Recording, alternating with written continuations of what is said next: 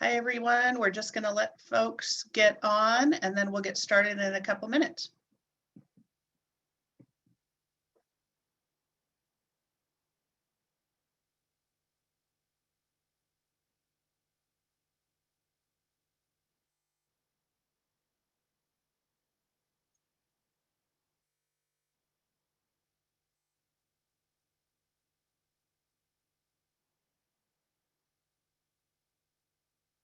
Okay, it looks like our pace is slowing slightly. So I'm going to introduce myself, and I am Marie Sullivan. I'm the legislative consultant for the Washington State PTA. Thank you so much for joining us tonight.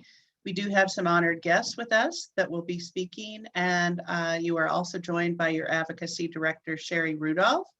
We will be joined shortly by Governor's Office, Maddy Thompson, policy advisor, who is having connectivity issues right now. So while we're waiting for Maddy, I think what I'd like to do is go ahead and have Superintendent Reykdal and Lacy Fehrenbach introduce themselves to you all. And then hopefully by that time, Maddy will be on and we can get this webinar going. So Superintendent Reykdal. Awesome. Thank you, Marie, and thank you, Sherry, for your leadership. I'm Chris Reykdal, Superintendent of Public Instruction. It's very good to be in front of you all again, and hopefully we can get to a lot of questions and some feedback about where we are. Thanks.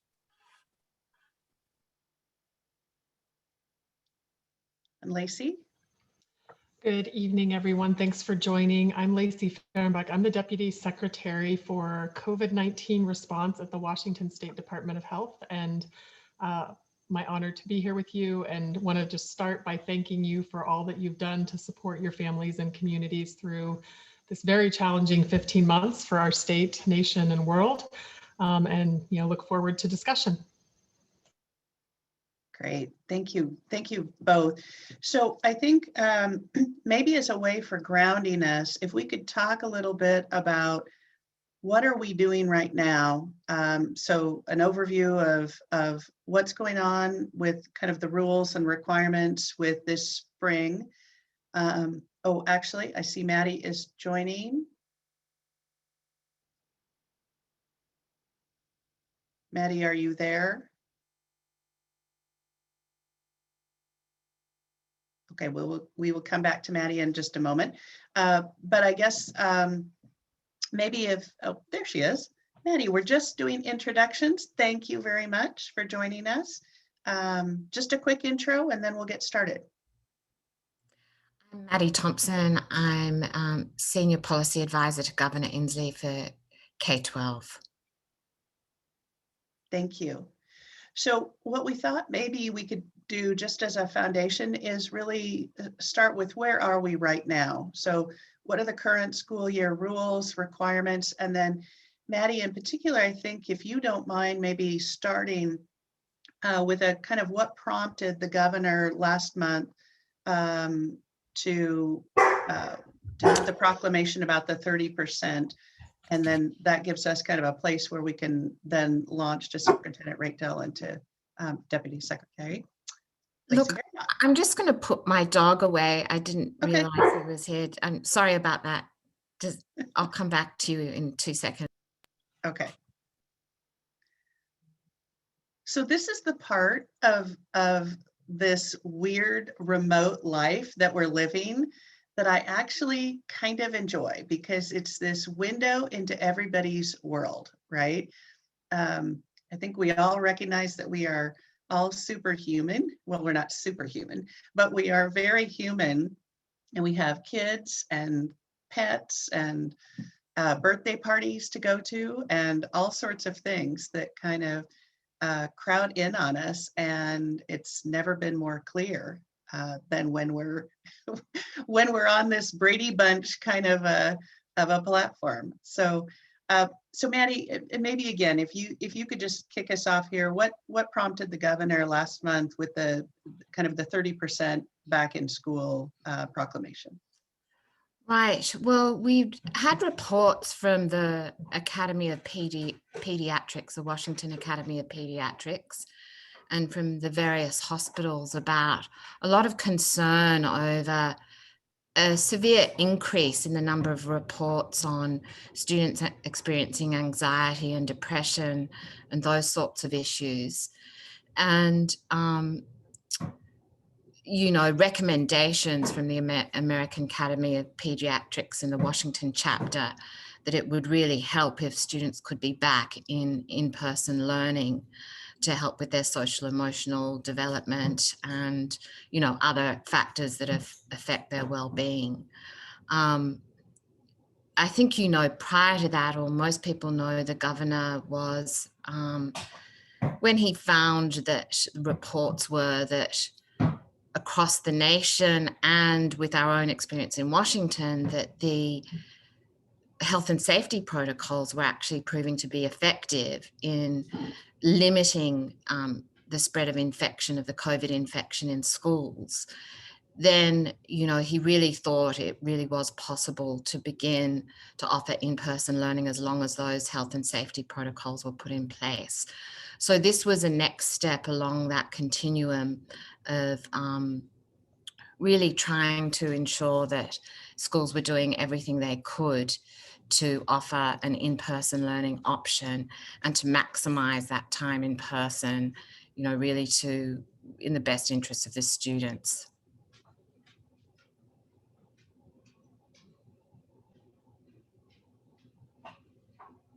Sorry, Chris, maybe a little bit about kind of what is OSPI doing around data collection? What do you know about what's happening in our school districts right now? Great. Thank you. So our role after a proclamation like this, of course, is to move forward with some technical guidance and a reopening plan for districts. So there's really a couple phases to this. I would mention when the legislature got to town within a few weeks, they actually passed legislation that adopted kind of emergency supplemental funds. As part of that, they passed a bill 1368.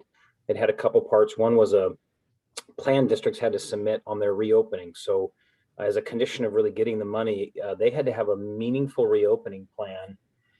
And then during the middle of that process where they were submitting their plans, the governor adopted the proclamation for a 30% threshold for in-person instructional time. He did offer some flexibility in the proclamation for us to make some discretionary judgments at OSPI based on whether or not folks were really meeting the intent of that proclamation.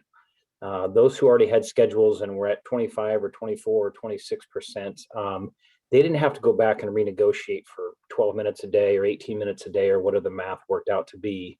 And so we now have all the districts in, all the reopening plans have been approved. And then we had all but about 14 districts as of 2 weeks ago whose 30% thresholds were met, or at least the intent of it. We've gotten through all those through one phone call at a time, working with districts. And I believe we are now there. There might be one or two who we don't have a final schedule from, but effectively all the districts are open. They've met the intent of the law. This generally means hybrid schedules. So for the Puget Sound in particular, it's generally 2 days a week for students, between 3 and 4 hours a day. Some districts have offered what's called expanded learning opportunities for families who want some additional time. And that's something we've really encouraged. But basically, we are where we are. I wouldn't expect a ton of change this spring, although we're still seeing districts. Once the Department of Health moved the framework down to 3 feet, we are now seeing more and more districts, even on the west side of the state, moving to 3-day-a-week, 4-day-a-week schedules, are bringing in more students. So we expect that to continue to increase. But essentially now all the attention turns to next fall. We've got a legislature who's going to release budgets here in the next 24 to 48 hours. We expect them to be quite good with a lot of federal aid, but very disproportionate. Some districts getting a lot and some not as much. So hard work by the governor's office and advocates like Marie and Sherry to try to get additional state resources.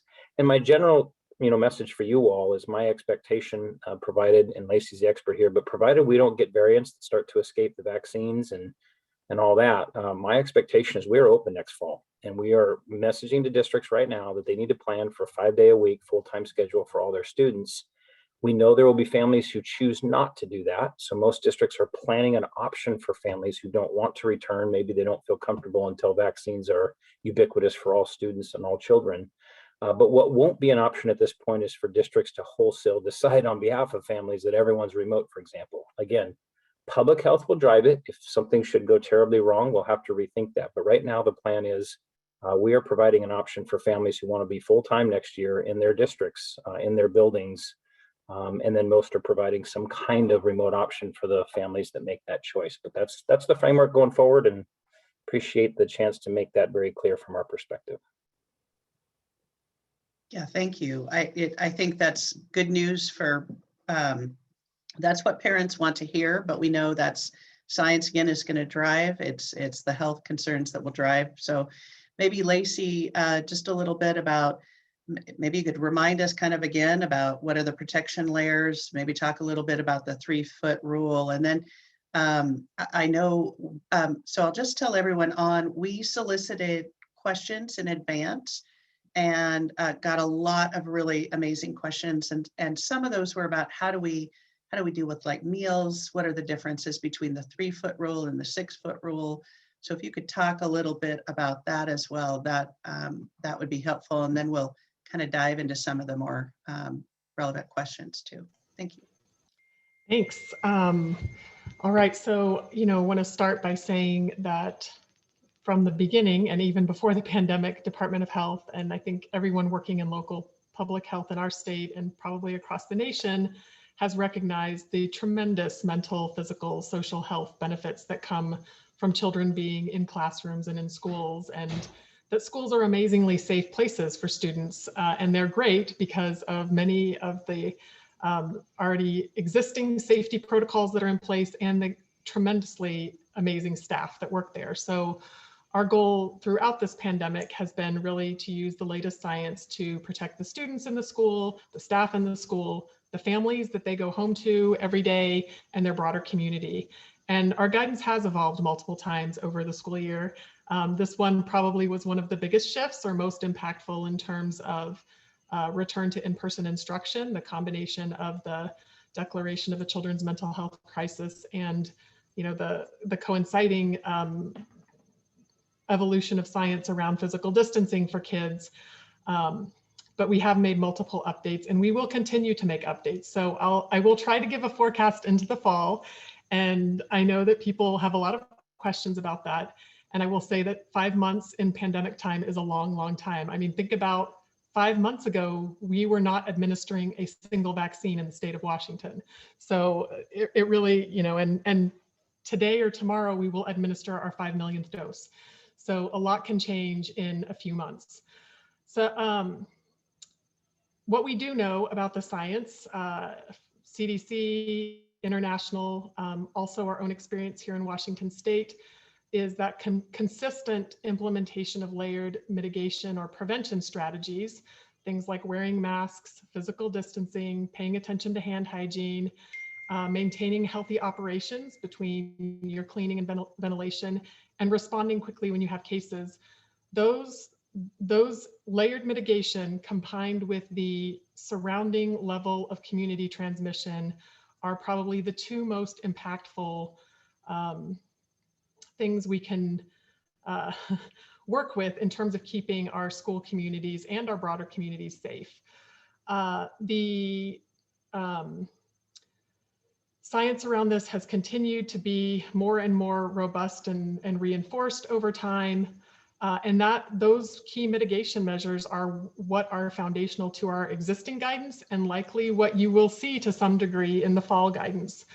The 3-foot versus 6-foot really came about due to a combination of data that was collected as schools in different countries and different parts of the US went back with differing levels of guidance and experience. And we found that when you had a lot of layered mitigation, and in particular, universal mask wearing, you could have children closer or less than 6 feet. Some of the studies measured 1 meter, which is technically 3.28 feet. Some of them just were less than 6 feet. Some of them were 3 feet specifically. But given the costs of children not being in school, and that if you had other layered mitigation measures, the CDC and we updated our guidance to allow distancing of at least 3 feet in classrooms. It is at this point limited to classrooms. We know that that is challenging for schools, and in some ways challenging for the public to understand, but classrooms are where we have a lot of control. We can position the desks or workstations so the students are all facing the same direction, which also helps. And then some of the things that happen outside of the classroom they have other factors that increase your risk for spread of COVID. So for example, the question about lunches and snacks came up. The most common place that we see outbreaks of COVID is restaurants and food service. And that is because you can't wear a mask when you are eating. And so right now, the guidance is still to maintain 6 feet of distance because students cannot wear their masks while they're eating. And we want to keep them safe. We're seeing rising disease here in Washington State, and we're seeing that trend in many states across the country.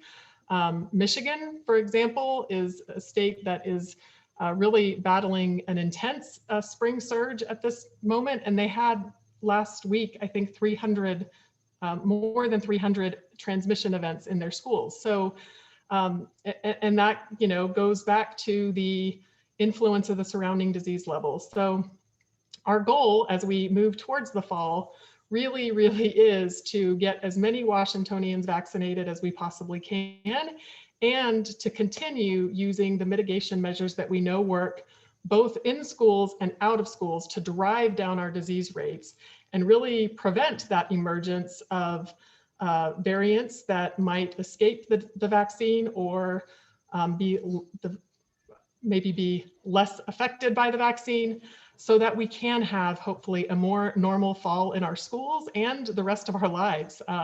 I would actually hold out some hope for a more normal summer even, but I know we're here to talk about schools. So back to you, Marie.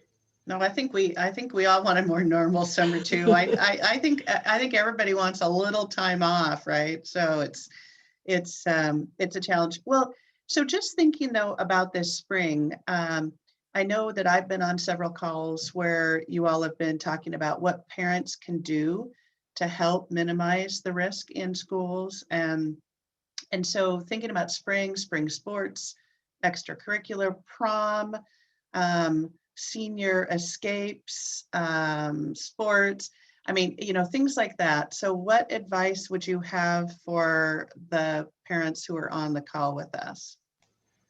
Yes, so the first thing I want to start with is that our schools, the staff that work in the schools and the students have been rock stars at implementing these health and safety measures that are in our guidance this year. And we've had very minimal transmission in our schools. So they're doing their part, and it's up to the rest of us to do our part out of the school. And the first thing I want to start with is our social circles. So every activity you engage with, whether it's a one-time or a series, so whether you're going to a neighborhood barbecue or a prom or a wedding or any of those sort of one-time events, or if it's a series, like your child is in a sport or they're in a club or you're going to a place of worship, each of those things adds to your social circle. And the more people that are in your social circle, the longer and closer your interactions with them, and the more circles you have, the higher your risk is for getting and transmitting COVID-19. So keeping your social circle small, choosing the things that your family most wants to do, and whatever you choose to do, doing it as safely as possible. And I'm going to sound like a broken record, but it's like, they're really simple things: wearing masks, washing your hands, keeping your household 6 feet away from other households. And if you're getting together with other people, it is much lower risk to do it outside as opposed to inside. And then certainly if you have people in your household that are 16 and older, getting them vaccinated. And the more people we vaccinate and the faster we vaccinate them, the better chance we have of sort of winning the race between variants and immunity for our community. So that, I think, is my biggest message to families. I can tell you, you know, my family, we have a school-age child, and he plays both baseball and soccer. And so, like, we're not going to be taking on any other social activities because that's already 2 things, right? And we're pretty rigorous with him about wearing his mask. And even though it's not required in his soccer game, he usually does wear his mask while he's playing. So we have seen, and you probably heard some news reports, depending on where you are in the state, some outbreaks associated with sports or other types of extracurricular activities, school associated or not school associated. And we don't really have a good sense of if that is happening during the activity or if it's happening in the social time around the activity. So the other piece would be, you know, go do the activity, cheer on your kid, watch them perform, whatever it is, but don't hang out and have a social session for 30 minutes. And it's hard because I know people have really been missing those connections with other families, but these are the things that are going to keep us safe in the short term. Yeah. Yeah. I mean, I'm serious. Don't have potlucks. Avoid food. Well, you have to eat as a human being, but avoid shared food and food experiences. Do those things on your own. And if you're going to have a social event, do it outside, do it somewhere where you have a lot of space and you can keep that distance. Thanks, Lacy. Superintendent Reykdal or Maddy, beyond the potlucks, anything you want to add? I'm more crass than they are. They're respectful and balanced, and I'm not. Get vaccinated and wear your damn mask. This is a public health crisis. It's taken, you know, 550,000 American lives. Thank God for the leadership of this state. We're 2.5% of the US population, where we're less than 1% of the deaths. We've taken masks very seriously. But if we all get vaccinated and we do that with real due diligence, and I understand there's a fraction of people who medically cannot take it, but if your belief is either religious or a personal exemption, you know, at this point, that's your right. But we need to vaccinate. It's safe to do so. You see how serious that the feds take this when there's even a remote issue in the J&J vaccine. It came down. It was 1 loss of life out of 7 million shots. And so we got to be, you know, diligent and careful. But if we get vaccinated and we wear our face coverings everywhere we need to go, be super relentless about that, we absolutely control this virus and we get back to school this fall. So you can't on one hand sort of demand we open schools and on the other hand, you know, not want to wear a face covering or not want to get a vaccine. I'm just more strident about that. It's a very serious public health crisis that calls on us to check our individual liberties a little more and think a little more about the social construct in which we engage. I would just have 2 points to add to that. I think, you know, we're all getting very weary, you know, and we just want, I don't know, it depends on who you are and what you're like, but some of us are very social and we just need that social interaction. But despite that, you know, just call on your own creativity. You can socialize if you're careful. And so it is possible, but don't let your guard down and just try and cheer on your friends to do the same and your family members. There was one other point I was going to make. I've forgotten what it is now. Anyway, it'll come back to me. We'll come back. Okay, so let's talk about what's on everyone's mind, which is fall. And I realize when we set this date, we were super hopeful that we were going to have guidance. Lacy, I understand 5 months is a long time, but parents are really anxious to know what's going to happen. They're anxious to get their kids more fully back in this spring, and they definitely want their kids back in school in fall. So what can you share? I remembered my other point. This might be a good segue to Lacy's answer. Okay, well, and so I guess what I'm going to say, Maddy, first is just what I'd like to hear is kind of all of you, if you can share to whatever level you can, you know, when will we see guidance? Because these are the questions that parents want to know. When will we see the guidance? will the governor mandate, a full 5 days, 100% in person? What are going to be the rules around hybrid and remote if there isn't that kind of mandate? And then, what are the metrics that we ought to be looking at? Because as you've pointed out, what happens in the community does have a huge effect on what happens in school. So understanding again what parents can do to be part of that solution so that everyone does get back fully. So that's a lot of questions. Maddy, I'll hand it to you first, but would love to hear from kind of all of you as much as you can tell us. And then we've got other questions too.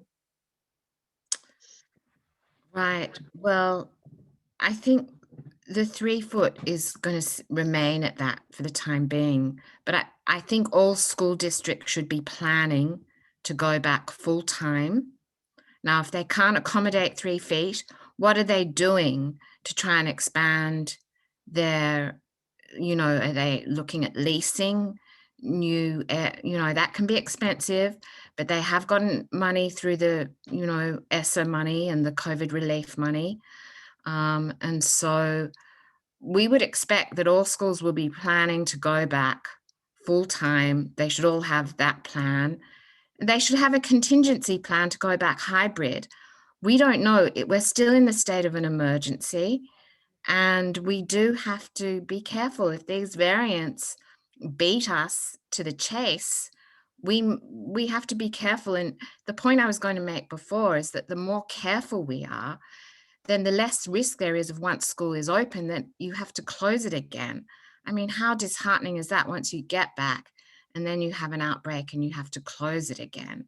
So we need to really all band together and do as much as we can to ensure that we all get vaccinated and that we, plan for 2 contingencies in the fall. As far as the governor's mandating, I can't see a pathway for that at the moment. We still have local, control. We still have superintendents negotiating with their staff as to their working conditions. But I will do my best to help educate everybody as well as we can. And I know the superintendent does that regularly, and so does DOH.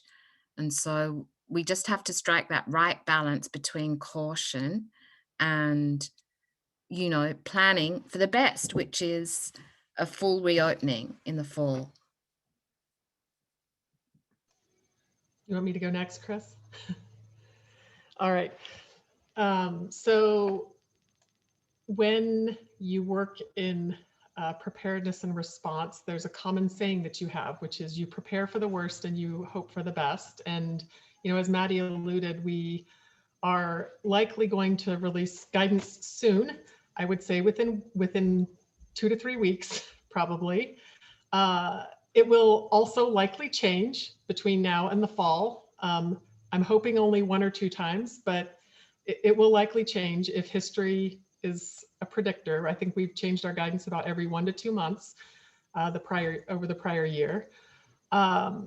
And it will probably, just as Maddy alluded to, ask schools to plan for multiple scenarios. And one of those is sort of planning for the worst. And the good news is the worst at this point is a much better situation than what we were in a year ago, because we have vaccines. So the worst is sort of what we have right now: 3 feet of physical distancing, masks, those healthy environment recommendations around increasing, doing your cleaning and improving your ventilation, as well as being ready to respond quickly when you have cases with testing, contact tracing, isolation and quarantine in partnership with your local public health and healthcare system. We do have the opportunity potentially for being able to have a more normal school year. I do think masks will be a requirement either way. And the reason is that it's very, very unlikely we will have a vaccine available for children under 12 by the fall. And For the middle schoolers, there likely will be a vaccine available. We just don't know for those 12 to 18-year-olds or 12 and ups that are in school, how many of them will have been vaccinated. So that I think you should be planning for as parents in either case. But we will be watching a lot of things over the summer. So we have a lot of things that we're trying to monitor, and I appreciate the superintendent's message. I mean, one of the biggest ones, and that's an uncertainty, is how many adults will choose to be vaccinated. And based on the initial strain of COVID, we estimate we would need at least 70% of the population, the whole population, to be vaccinated to really suppress the disease. It will be more than that for some of these variants if they become the dominant strains circulating around. And we have to remember that right now, and at least, you know, through the fall, there's a good portion, depending on if you go up to 12 or 16, you know, nearly 18% of our population not even eligible to get a vaccine. So right now at 16, we have, 18% of our population not eligible to get a vaccine. We do think that a vaccine, the Pfizer vaccine, will likely come online for 12 to 15-year-olds within maybe even the next few weeks, but probably 1 to 2 months. So uptake of vaccine is a big unknown, and how the pace goes between our disease levels in the state and the nation, and that vaccination rate. So I think you asked a question about metrics, and I think we're looking at what is the right level of immunity that we could let go of some of these restrictions. And we're looking at that, broadly too, not only in schools. I can't answer the question right now, but I would say that the two things that we're paying the most attention to for schools are the vaccination rate and the community transmission rate in terms of cases. For broader activities or sectors, we're also looking at the hospitalization rate, because that's a measure of severe illness and disease. Thank you, Maddy and Lacy. I'll start by saying this has been, an unexpected and awesome partnership with Department of Health and OSPI. You never want to have to spend that much time together, but we do. And with Maddy's contribution in the governor's office, we spend a lot of time trying to navigate, first and foremost, the public health crisis and keeping people healthy and safe. And the data reveals that the state's been very effective. But we also, have a responsibility to our constitutional paramount duty, which is public ed. So I find myself regularly having to be the person who brings an ed voice, which candidly to you all does need to take a backseat at times to public health. It makes no sense to get more instructional hours for kids, if we lose another 1,000 Washingtonians, or variants start to become come along with a higher mortality rate for 30-somethings or 20-somethings, which we may be seeing in other parts of the world right now. So it's my way of saying we will always yield to public health. That said, I know families are making hard choices right now, and if you don't have certainty that we're going to be there for 5 days a week next year, your unemployment benefits are running out and your employer needs you back, and you don't have childcare that can go part-time. And so families are making the decision right now to bail out of public schools for next year and jump into private school models, because they are going to stay open. They get a lot more flexibility. They're always going to take more flexibility because it's private pay. So that said, my expectation is that we are open next fall. It is a function of public health. It is a function of all of us getting vaccinated. You heard Lacy identify the numbers. There's a good 20% of our population who will not even be eligible. So if you want 70 or 80% of people vaccinated, it means every single person on this call and every adult that you know needs to take the vaccine, so that the only ones not vaccinated basically by next year are birth to 11-year-olds. And then we might be okay. We might be in pretty decent shape, but we're all going to have to do that. So that's our expectation, is that we are open.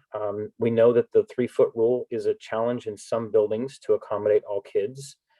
Unlike this year where you had lots of students in a hybrid, this gets really hard. If say 80% of our students want to be back and 20% want to stay remote, we can't do this thing again where it's 3 hours a day is sufficient instruction. You're going to see us send guidance, work with the State Board of Education, and work with the legislature and the governor to say full-time is full-time, and we mean it. we mean it in person and we mean it remote. So if you're even a remote student, we would expect, 5 hours of instruction a day at least in a remote model. Lining up the teachers who can't be in buildings due to medical risk or for vaccine reasons with the percentage of students who want to stay remote, that's really difficult. That's really difficult. It might be that a 4th grade teacher or a 5th grade teacher needs to be home for various medical reasons, but it might be that it's a predominance of kindergartners or 1st graders, families who want to keep their kids home. So us aligning our teachers with who needs to be home is a really complicated district by district endeavor, which is why you hear me sort of passionately tell everyone, we really have to be back in person. That is our presumption, that is the goal, but there could be medical reasons and public health reasons why that doesn't happen. But right now, that's what we're planning for. Maddy and Lacy talk about contingency planning. I tell districts, plan to be back every day, all your kids. Let families decide if they're not, and then let public health determine ultimately if that just can't happen due to crisis. But I don't want any family believing that districts are planning as a presumption of remote learning. That is not what's going to be in the State Board of Education rules that we readopt. The presumption is going to be in person. That's the expectation. And I will grab every darn rule I have on the fiscal side to tell districts that if they want full basic education funding, they need to have that pathway available for any family who wants it. Again, we get variants, things go really poorly on the public health side, we will all revisit this and put public health first. But assuming that doesn't happen, we are open, and families need that option, and districts must provide that. So Superintendent Reykdal, that was one of the many questions that I fielded for this group, was really about counting the remote hours, the way that it's actually playing out. So what tools do you have in your toolbox, and what tools would the governor have to make sure that districts are not, that they are offering as much fully in person as they possibly can? The answer to that really rests in what happened this year. And I want everyone on the call to know that this year, the State Board of Education adopted emergency rules that really counted just about everything as instructional hours for purposes of meeting legal hours and legal days in a year that schools need to be open. And it made sense. We were just inventing this thing as we went. And truthfully, as we go forward, it won't be 6.5 hours a day of direct instruction, because that doesn't happen in classrooms. In classrooms, you might deliver a lesson and students might break out and do individual work or individual reading or small groups, or they might go see a specialist, or they've got passing time between periods, or they wait in the line for the lunch. We know that real instructional time that's really well constructed is not 6.5 hours of kids staring forward at a teacher the whole time. So it won't be that. But the expectation also won't be that 2 or 3 hours a day is enough. And if kids are independently working for 3 hours a day, 5 days a week, that counts this time around. We did it in a crisis that way for a reason, but now we have more sophisticated instructional models, and the expectation for direct engagement, synchronous learning, will go up exponentially this next year if we find that we have to be in that kind of a model. That is partly a function of the State Board of Ed reestablishing what instructional hours are. They're going to consider it next month and adopt it in July, I believe. And then part of that is how OSPI interprets those rules for funding. You don't get full funding unless you have full instructional capacity. And so part of that for us is navigating individual schedules of districts to determine if they've got something that replicates what would generally happen in a regular school day. And again, that's not 6 hours of direct lecture, but it's 6 hours of structured synchronous learning, which can be some independent work, but not whole days off or whole half days or 2 days in a row completely without instruction. We are going to avoid that this next year. But the best model is vaccinate, wear your face coverings, get to that herd immunity, and get everybody back in person. So Superintendent, I know you've only got a few more minutes with us before you have to go to your next event. But I wanted to ask you a question that I thought was actually kind of interesting. So it was, if the school district, and I know what you've just said about your tool and kind of this remote and treating instructional hours, but if the school district chooses not to fully reopen in the fall, but is allowed to, can parents send their students to a neighboring school district that has already announced it will be fully open, even if the student doesn't live in that district? And the answer is it depends. So our state law gives local school districts the ability to accept transfers or accept out-of-district students. Generally, that policy is, do they have capacity, and have they accommodated families within the district first who often want to go to a different school, but within the district. And so we have school districts who create that opportunity, and some are already packed full and they just can't make that accommodation. So no, there's no guarantee that you can get into the neighboring district. Your advocacy work here at Washington State PTA and all of you locally is to be in presence right now of your school board with an expectation that they're going to open. And they have a huge incentive to do it, by the way. Every student who chooses to not come back, every family who says they're going to go to a different district, or every family that says they're going to choose a private option or a homeschool model, that is lost revenue for the district. And they are already considering layoff notices all over the Puget Sound in anticipation of a lot of families not coming back. So your district administrators and school boards desperately want schools to be open fully and available. They will yield to public health as they should, but they really want that to be the case. So I'm confident they will build that model. I just know people want certainty right now, but as Lacy said, 5 months from now is a totally different world. So the presumption is we're back, that you're going to have that option, but you need to be super present with your school boards right now as they set those expectations. We will align the policy expectation at the state board. I know that they're working on it now. We will align the fiscal expectations. I know the governor wants this to happen, but we're going to have to push really, really hard and make clear that that is the presumptive default of our system next year.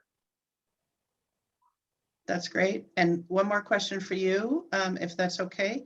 So again, kind of along those lines, it's what recourse do parents have if their school district refuses to offer fully in-person learning this fall? Mm-hmm. Well, again, I want to make clear that if the public health framework stays in place and we don't see these variants get out of control and we feel really comfortable with the public health, every district will be required to provide the opportunity for full-time, face-to-face, 5 days a week for families who want it. So that will be the default. The question here is, well, what happens if my school district just refuses? Well, again, once that becomes the presumption, we want families to have the option not to go if they choose to, but the school district can't make that decision for all of you once we have the rules in place about what the expectation is. And so the hard part is the state doesn't have to face this very often, but occasionally we have school districts that don't fulfill their basic education duties. And there's a process for that. And ultimately we have the ability to pull money away from them. It rarely ever happens because we normally go to intervention measures that create a better result than that. But if a school district has the ability, the public health framework's in place, and they're refusing to do that, they will be in violation of basic ed law, and unfortunately they will lose resources until they make a correction. Thank you. That is helpful. I think you need to leave now. Is that? I do. Okay. I know I'm very open to scheduling again where we might get a little more time, especially after budgets come. You may have a lot of questions about where are the federal dollars going, where are their discretionary dollars, what does summer look like? We're going to be prepared to answer a lot of that in about 48 hours when we see these budgets. So appreciate it. Great. Okay. Well, thank you for joining us tonight. And we will, if there's some other things, we may be sending you some things and see if we can get some written answers too. Thank you. Thanks for being with us. Okay, but Maddy and Lacy, you are not off the hot seat yet. So Lacy, one of the questions was really this kind of push-pull between the public health crisis, the Department of Health laying out the requirements, and local control. And so I guess there was a fairly strong sense by people who submitted questions in advance about wanting this to be about local control and allowing districts to have more of an ability to move if they feel they can, or if even their local health department thinks they can. So can you share a little bit about kind of requirements versus, local control, I guess? Yeah, thank you for that. So at the moment, under the state of emergency that we have declared in our state due to the pandemic, there is a proclamation that requires the use of DOH's health and safety guidance. Locals have authority to go above and beyond that, in meaning they can be more strict, I guess. But that is sort of the floor at the moment. In terms of normal times, there are rules, there are school rules, health and safety rules that must be followed generally.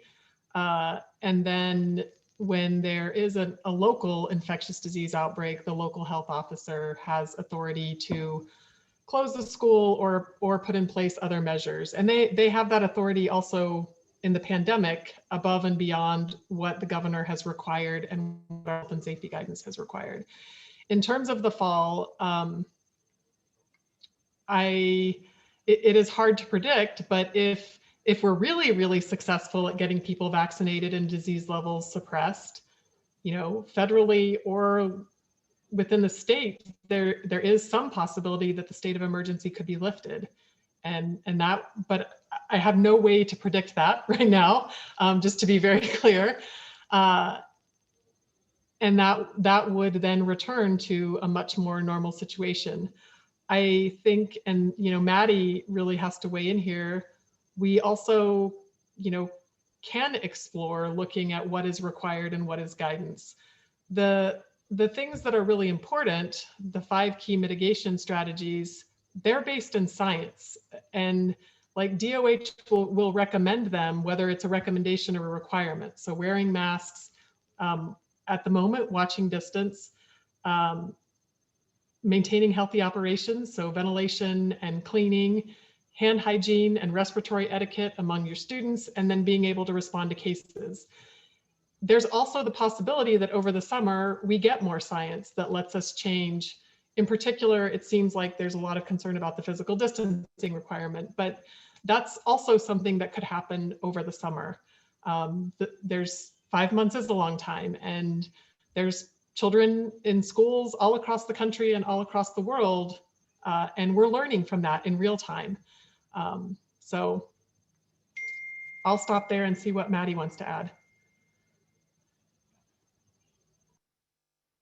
I'm not sure that I have a lot to add. Just that, you know, people across the state sort of have had a different approach since the beginning, and not everybody agrees about the right thing to do. And then it's interesting, in the beginning, I think you had more COVID deniers, but now we've got more people that really understand that it is a real disease that we have to take seriously, and it's very dangerous. At one point, we had recommendations in place for recommended modes of learning based on prevalence in your community. And at that time, we saw some districts choosing not to follow the recommendations, and they became sort of test cases for can these health and safety protocols work? But we also did see that's where outbreaks occurred when they operated, several of those school districts operated above the recommended levels. So there are risks associated, whether they're requirements or recommendations. If they're recommendations, there are risks associated with not following the recommendations. What we've tried to do all the way along, and it's exhausting, is to try and strike the right balance. So we need students back in school. It's by far the best way to learn. But we've erred on the side of caution to protect lives of people in Washington. And, you know, it spreads exponentially. You know, you spread to 1, the 2 becomes 4, 4 becomes 8, 8 becomes 6. So once it gets out of control, and that's what happened in the United States, it's what happened in Washington, you know, it's hard to pull it back. So I'm sounding more cautious than usual, but I mean, I'm just trying to strike the balance that, you know, just say we need to keep striking that balance, as exhausting as it is. So that's how the governor has made his decisions to date. And that's how I believe he will continue to make those decisions. But he is so keen to do absolutely everything he can to try and get those kids back to school. And I think, you know, I would like to see our society put that as a greater priority. So in order to keep our kids in education, to, you know, lay off some of the other activities. Sounds like a broken record, I think, but I mean, I think it's incredibly difficult at this time. We're all weary, and we just, you know, I implore you to keep having that patience and creativity. I did want to mention that, you know, as parents, I'm a parent of ninth graders. You know, I'm constantly communicating with my kids' teachers more than I ever have before, and trying to sort of explain to them what we're going through and what this kid's going through. And so, you know, I think we need to have patience with our schools and with our educators, because they're all going through a lot of hardships as well. We don't know what's going on in their families and things like that. But you know, again, like just finding that right balance of explaining what's going on so they really understand what you need, but also sort of supporting them in, you know, the tremendous flexibility they've had to show during this crazy year.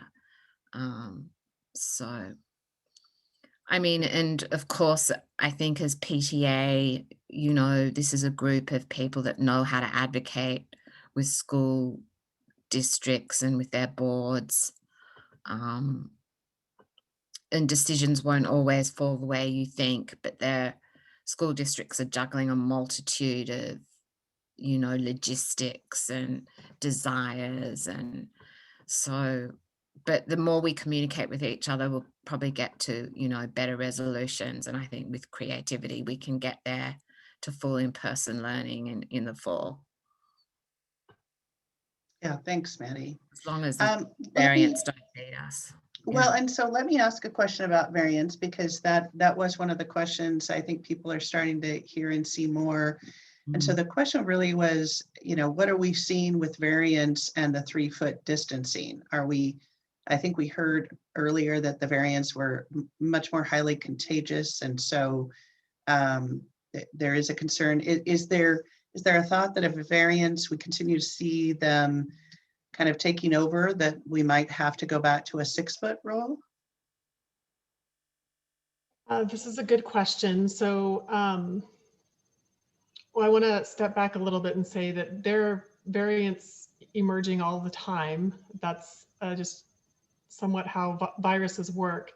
There are variants of concern that have been identified, including, you know, ones you've heard of, like B.1.1.7, the UK variant, or the South African variant, or the California variant. And some of these they're concerning because they either are potentially more contagious or infectious. They're potentially more severe in terms of disease if you get sick.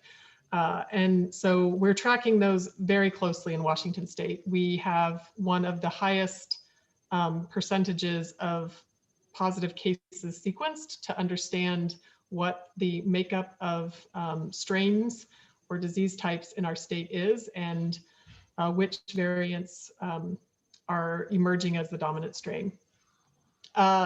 Related to the question, I think well, the other thing I want to say is that those blunt community mitigation measures, the things like masks, distancing, hand washing, ventilation, going outside.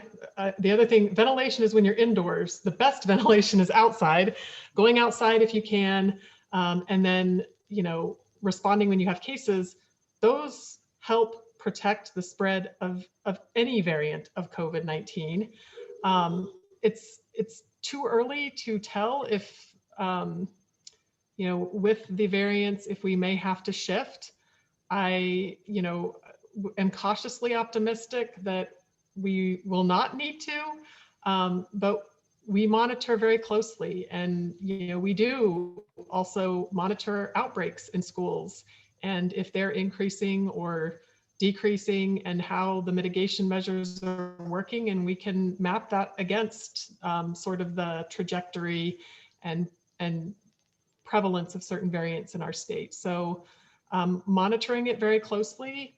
I think, for closing out this school year, we're probably in a good place, but it really does rely on all of us. The virus spreads based, human to human, based on our interactions and behaviors. And we have those tools in our toolbox, and that's what we really need people to do in school and out of school. So following up with the variants, so this question is from our Q&A audience right now. With the new variants impacting younger adults and teens, tweens, they seem to be causing more long-term health issues. How can we feel safe sending our kids back into school? So in school, I think, there is pretty strong science out there that those layered mitigation measures work well at preventing transmission. And they are layered intentionally, like adding them on to each other further and further reduces risk of transmission. I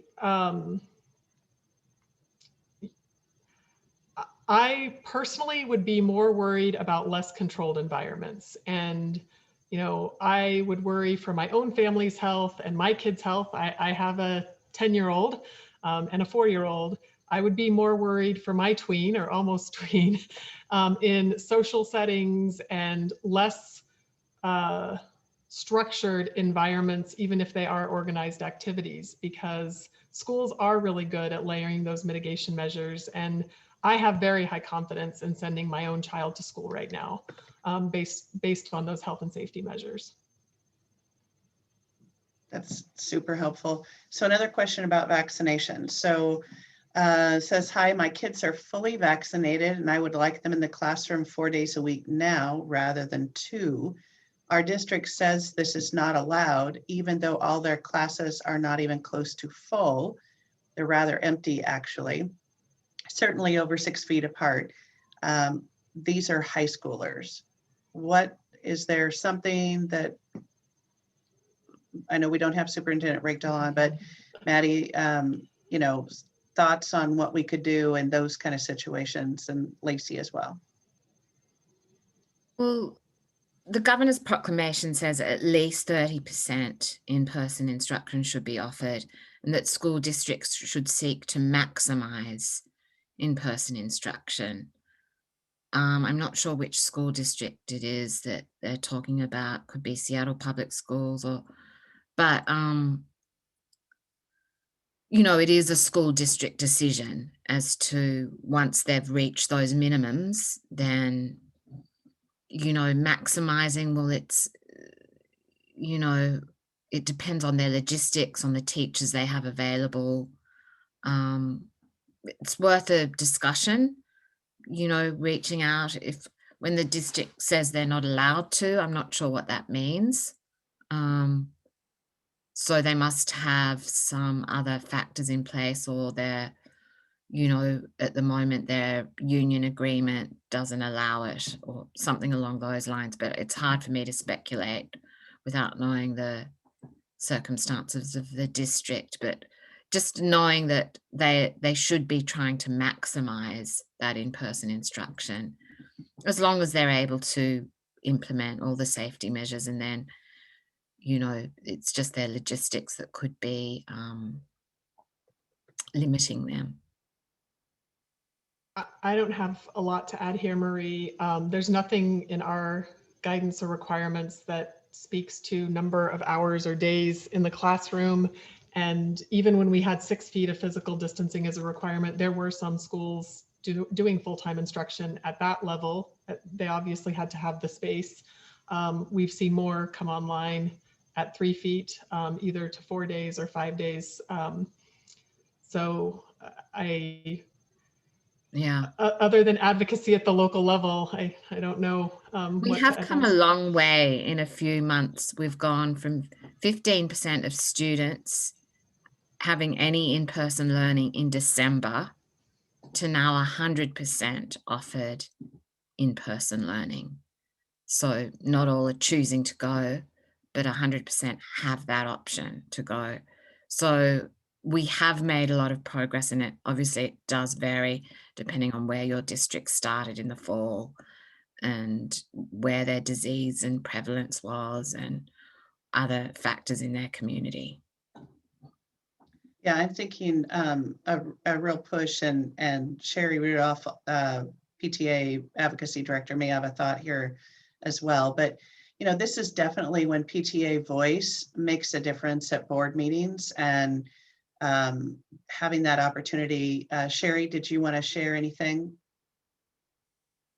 Well, I mean, I think going to the board meetings makes all the difference, but also you can write the volume of letters that they get saying the same thing also makes a big difference. So, like, you don't have to always be just going and speaking and doing the public comment. You also can definitely write your stories and make sure other members of your PTA are doing the same, because the volume of the same voice really matters. Yeah, that's good. Thank you. Lacy, kind of a question back to you about vaccines. So if ages 12 and up might have access to vaccines by summer, shouldn't some districts, including large ones like Seattle Public Schools, be planning for full-time reopening in the fall? What can the state do to make sure that happens in districts that are not inclined to offer more than 8 hours a week? And again, you'll hear this is kind of, I think it is in some of the bigger districts where they just really have not been able to move, Maddy, like you said, where it's 5 days a week and it's 100%, and they're making it happen. Those are typically probably your smaller districts that are able to be more nimble and they make things happen more quickly sometimes, working closely with their parents. But yeah, so question about that, Lacy, can that play a big role? So vaccination could play a big role. I don't speak for the superintendent or governor, but I think, both, we have been very clear, all the schools should be planning for full-time in-person instruction in the fall, and having a backup plan in case that's not possible. Mm-hmm. I do want to say we expect a vaccine to be available for 12 to 15-year-olds. It is not technically given an emergency use authorization yet. So we expect that to happen, but it could not happen. And we don't know when it will happen. So we don't have, like 16 and 17-year-olds and 18-year-olds, they can be getting vaccinated now. We have a vaccine for them. And we're seeing great uptake among them, which is a really positive sign. But for that next younger group, we don't know when they'll become eligible, and we don't know what their uptake will be. So, that certainly will be a factor. But yes, I mean, vaccines and disease rates are the two things that we are looking at that will be most impactful for what the fall looks like. And all school districts should be planning to go back in the fall. So Yeah. I hope that's part of their plan. Yeah. Well, and I think we've heard from Superintendent Reykdal that he does have tools at his disposal around instructional hours, working with the state board and really mandating that a bit more. So here's a little bit different question. So it's kind of reframing it a bit and saying, yes, we are driven by public health decisions, but are we considering the impact that this could have on public schools and public education and kind of parent support for public schools? If this kind of continues in some of our larger districts where they're not 100% back in, and parents make choices to move their students to private schools, or homeschool or a different alternative, are you taking that aspect into consideration at all? And that's probably more of a question for Maddy than it is for Lacy. Yeah, look, it's a worry. We want a healthy public school system. We want to, keep kids in public schools. Private schools are an option, they're part of this, what's on offer. Of course, it seems a little inequitable to, people that can afford it can go and have that option. I'm tremendously worried about what this all means for our kids. I think we've seen a lot of students, in terms of their educational outcomes, perform much worse. In high school, you can see it more clearly in terms of not as many kids getting the credits they need. Kids that would usually get A's get C's or incompletes, and a lot of, I'm really concerned about that. And I'm concerned, like for freshmen, for example, if you fail more than one class, you've got a much higher chance of dropping out of school altogether. So over the long term, I'm worried about what we'll see in terms of the impacts of this. And then at the, elementary and middle school levels, are they on track? Will they be able to get back on track? They've got longer time to get back on track, but we're going to need to put some concerted effort into helping kids to get, back on track, but also perhaps not being overly obsessed about that, and thinking also about their social emotional health, and trying to balance that with educational outcomes and expectations. And I think we need to work also with our higher ed institutions and perhaps look at laws as they're coming up in the future regarding, can you accept the best 3 years of my high school year, or, other factors that help to offset, dips that kids have experienced. And there may be long-term anxieties and things that we need to start to address. OCDs and things that we haven't seen actually develop yet or aren't fully observed yet because we haven't had enough time. So I think we need to start thinking about those sorts of long-term impacts. And us as a population, I mean, we've all sort of got some sort of traumatic stress going on. And so, but we need to support our most vulnerable, our young ones, our children, and what can we do in a whole variety of ways. And we need to support our public education system. So we've got some bills coming through, hopefully to stabilize enrollments and keep our public school system strong. I'm confident the legislature's done a very good job this year to help mitigate, some of the financial issues that schools have faced. And while they're getting a lot of money, we'll see. In 48 hours, we'll know what they've done. Right. Well, it's very expensive, and sometimes people forget, even though you're getting a lot of ESSA dollars, costs a lot to send buses back and forward and maintain them. Yep. We've got over 1 million kids in our public school system. And so anyway, it's tremendously expensive. So Maddy, you kind of touched on this, and I guess Lacy, I'm not sure if you're aware, but I would tell you that parents, this has been a really terrible year for student mental health, and youth suicides, are up. We hear about youth suicides every week, and it is heartbreaking. I know for Washington State PTA, we have been very supportive of bills this year and money that would support student mental health.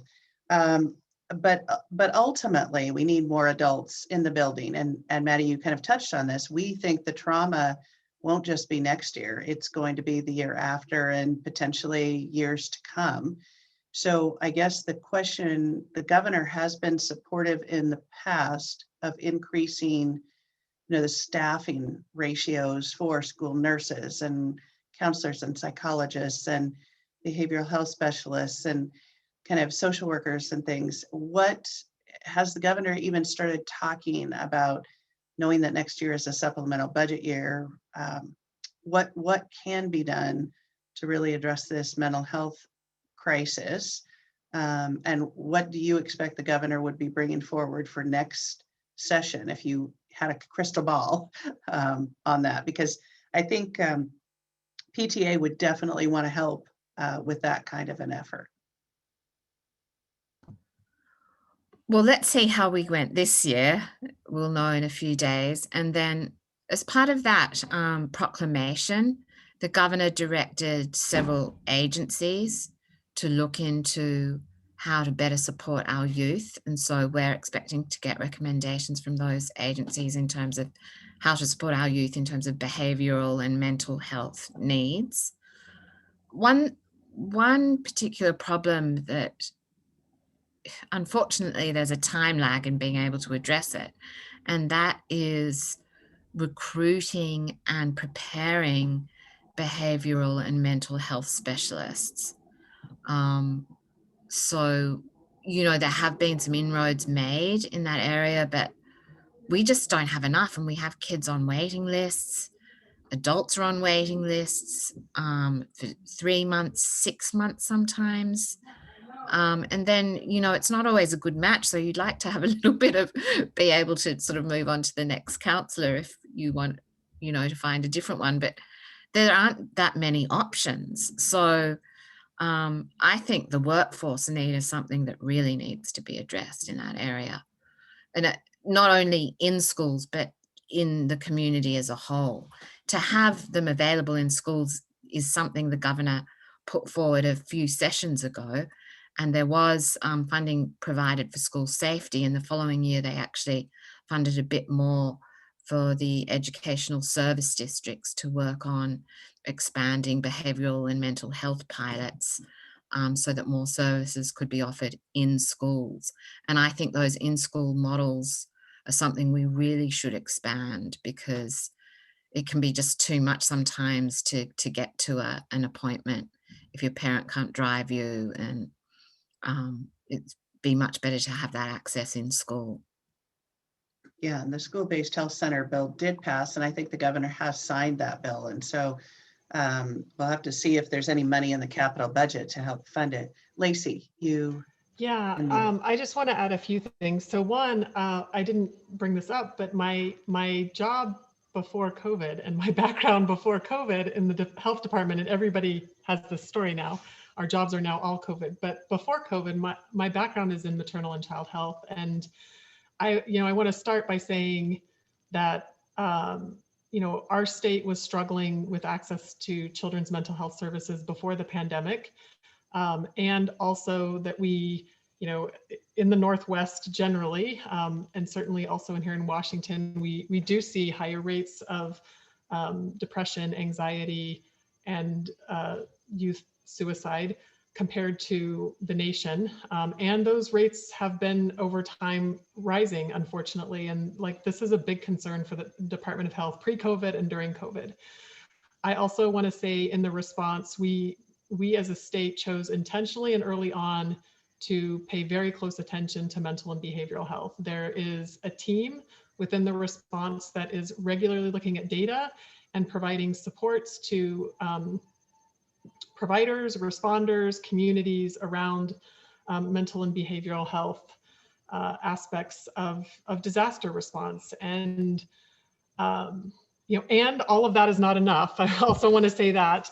But the decisions, and hopefully that is obvious in the governor's proclamation, but these decisions aren't made solely based on COVID case rates or hospitalizations. We do actually weigh the other health risks and benefits and societal impacts of restrictions and policies and health and safety measures. So I want to make sure it's clear to people that is at the front of our minds as well, and we care very deeply about it. And we know that the mental and behavioral health impacts that the burden of mental and behavioral health issues was significant before. The pandemic amplified that, and there will be lasting impacts long beyond the communicable disease that we hope will subside soon, and be paying attention to that. We absolutely are very supportive of getting social, emotional, mental, and behavioral health services to children and families in their communities in the most accessible way possible. So certainly in schools. And the other thing I wanted to share, and this is really like frontline tools, there are some basic mental and behavioral health tips and resources on coronavirus.wa.gov that are specific to helping your kid and your family navigate through the isolation and other impacts of living through a pandemic. So we will be dealing with the mental and behavioral health impacts of this for many years to come, and we'll continue our strong partnership with OSPI and hopefully you all in that regard. Yeah, and Lacy, if you wouldn't mind just following up with kind of just a little bit of what you just said in the website, then I think we could post that with our social media. So that would be really great. We're getting to close, but I do have a couple of questions still left. So let me ask something. Maddy, I know that House Bill 1214, that's the school resource officer training bill. The governor has signed the bill already. One of our questions was, what is being done to ensure that school resource officers are aware of the trauma that students, and Lacy, you may have some thoughts this way too, the trauma that students, particularly our BIPOC students, have faced this school year, and that it doesn't result in undue discipline, because sometimes we see that play out, unfortunately, with some SROs. So any thoughts, or Maddy, if you can share anything about particularly that bill that you might recall, though it was focused very heavily on training. So.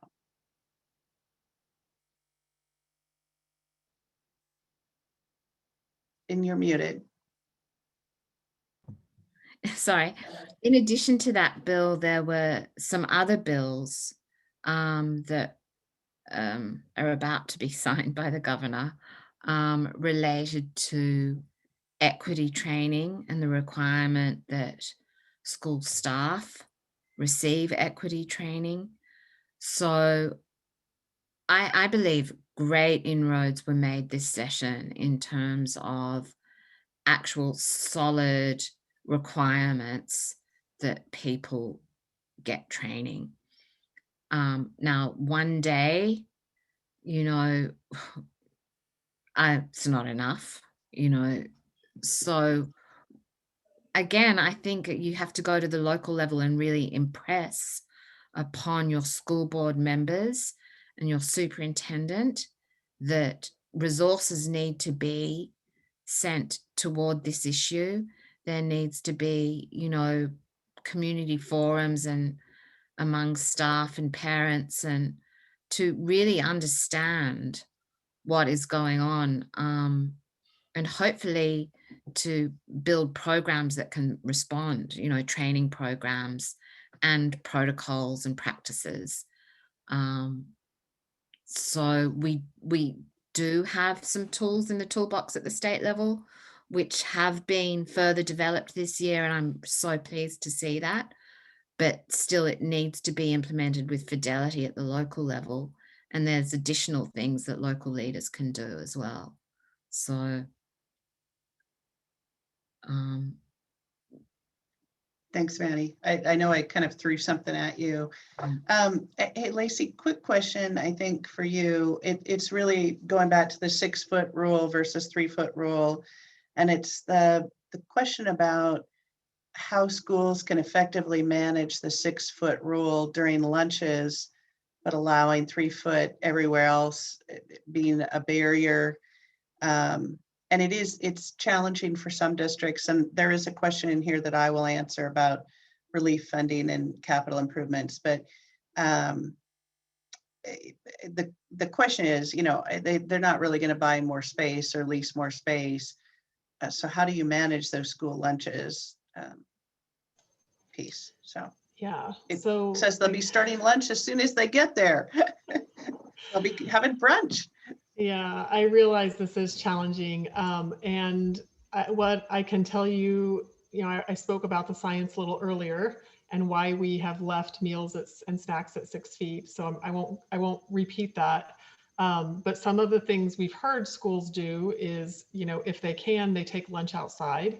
Some of them have split their class, so half go outside or to the cafeteria and half stay in the classroom. So they're actually like, it's one person's seat, and then the person next to them 3 feet away is not there, but then, farther over 6 feet away, there's another person. So doing that stagger, or similarly switching recess. So, half the class goes to recess, half goes to lunch. There, all sorts of other probably creative strategies that schools are using. We know this is challenging. We hope that we can let it go next year, but the science is not there to let it go right now. And we'll keep working with OSPI and the ESDs and the schools on how we get through this. Yeah, and just reiterating you're taking away one of your main mitigation factors. That's our primary mitigation factor when you bring your mask down to eat. So, and my kids, they've got 3 groups for lunch. They're in hybrid. They've got group 1, group 2, group 3, and they've, working around it. I mean, it's creative work and it's wonderful, and it's what you have to do. So Yeah. I'm Well, glad they're back, and I'm glad they're doing separate lunches. yeah. Well, and let me follow up. The question was, can any of the relief funding, so the federal stimulus funding, be used for districts' capital improvements? Our schools are so overfull and our bond measures don't pass. What can we do? And I would say, yes, your federal dollars can be used this way. Again, your district has to track the dollars separately if they're spending it. But if they're leasing additional space, if they are, bringing in tents, if they're doing different things to try to accommodate the multiple options, anything that is over and above that's really trying to address the pandemic, yes, you can use your dollars that way. What we will be watching for, and PTA has been a strong advocate to make sure that districts maintain all their federal ESSER dollars. It will be interesting to see if the House and the Senate in their compromise operating budget actually do allow districts to keep their ESSER dollars for the purposes and not use those to backfill transportation or not use those to backfill enrollment decline, because that's not what they were meant for. But with districts have fixed cost, we've said all session it costs the same to transport 5 kids as it does 50. And Senator Rolfus liked that, but the point really is it's true. And in many, with these hybrids and double schedules and different ways that districts are approaching this, some of them are running more bus routes than they ever have, as well as trying to meet kind of the distancing requirements on buses, as well. So yes, you can use it, but it's really going to be up to how much do the legislators leave for districts to be able to use. And I will share too, 20% of the dollars need to be spent on learning recovery in this third round of ESSER dollars. So that's very important, again, to make sure that we have tried to share with the legislators.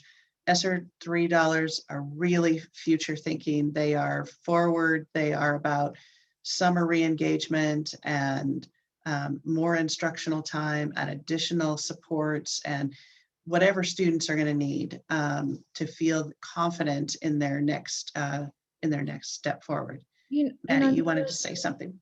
Yeah, I'd be interested to hear from the PTA members what they think works. So we know from studies, one-on-one tutoring is one of the most effective ways to accelerate learning. That's expensive. Small group tutoring also works.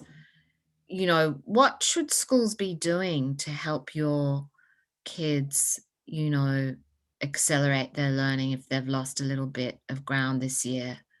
You know, would you like to see more summer school? Would you like to see more just sort of youth development type activities to help get your kid who might have become more introverted, more social and engaged again? You know, I think I'd love to hear more from parents, what they think will work for their students. So thank you for that question. I think for all of you who are on the webinar or those who hear this recording, and I've seen something from Nancy Chamberlain, national survey conducted with National PTA had summer school as the last choice. Is that what it said? But I would think that if you have thoughts, send them to me, send them to Sherry. We would be happy to share those with Maddy, because there was another question about, can they use it for year-round school? Can they do? Yes, they can use federal funds for all sorts of things. A balanced school year is one of those things that Superintendent Reykdal has been very interested in. There was a section in one of the budgets that had dollars being able to be used to do that. It's more about, it doesn't add more days to the calendar. It just does the days differently. But there also was money in one of the budgets to add days. So, pre-COVID, there's been recorded that students have learning loss once they get back from summer. They've forgotten quite a bit of their learning from the previous year, and teachers spend quite a bit of time getting them back to scratch. So, but if you had a slightly shorter summer, could you help to, sort of keep that learning top of mind for kids, and then they can move on to the next thing? So, yeah. But some of the studies about summer school show that actually they're not that effective. But I need to look more deeply into that as to why that is. Well, and I'll let folks know, if you are putting things into the Q&A or the chat, OSPI will be capturing that, and so we'll have that as well. So feel free to use that now. We've got, I show 1 minute left. So, and I do want to be very respectful, because I know Maddy, you and Lacy are working 24/7 practically, and you both are moms, and you have families too. So thank you for spending time with us. Any, I guess, just closing thoughts, just kind of a minute from each of you. Starting with you, Maddy. Well, thank you all for your advocacy as parents, for trying to make the school system the best it can be for your students. And I'm just get vaccinated, and encourage your friends to get vaccinated, and wear your masks. Wash your hands, as the governor says. Wash your hands. So thanks, and just please feel free to reach out again through Marie, and let us know your thoughts. Thank you, Thanks. Maddy. No, I want to thank Marie for organizing, and all of you for joining, and for the great questions. And again, thank you for all that you're doing to support your own family and your schools and your communities through this. I guess I would, I always try to look for the silver linings in the really hard things we have to go through. And, this pandemic has laid bare a lot of the gaps in our systems. Racism and disproportionality have come up in this call, and lack of nursing and lack of infrastructure in schools and public health have come up. And, we will get through this. I want to tell people we are in a tricky spot right now as a state, but we will get through this. We will recover, and I hope you'll continue your advocacy to support stronger and more resilient schools long after we have emerged from this dreadful, horrible pandemic and year and a half journey that we've been on together. So I want to thank you for the work that you've done, and hopefully thank you for the work that you will continue to do in support of our children and families in the state. Thank you. Sherry, closing thoughts from you. Well, I did want to tell you that data says that the #1 indicator of success post high school from all K through 12 years is empowering families to encourage their kids to success. So teaching them just letting them be involved in what the kids are learning, and so that they can really, all be in this together, just not cutting parents out. So I think as we advocate with districts, like you have both just said over and over, that's got to be our message to districts as well, is, family engagement is going to be what makes us successful. So, and thanks again so much for coming. Yeah, and so again, on behalf of Washington State PTA, just thank you so much for joining us tonight. We appreciate you, our panelists, and thank you to all of you who took an hour and a half out of your evening and submitted some great questions and have joined us tonight. I hope this won't be the last time we talk. I think since we've got guidance out there on the horizon, it will probably be the first of many sessions that we hold over the next few months. But truly appreciate Maddy, you, Lacy, and Superintendent Reykdal for being willing to join us and be so open and transparent with your answers. So have a good evening, everyone. Everyone virtual claps to our panelists and to you, and hope everyone has a great evening. Take care. Try and find a way to have a laugh tonight. Yeah. See you later. Take care, everyone. Thank you so much.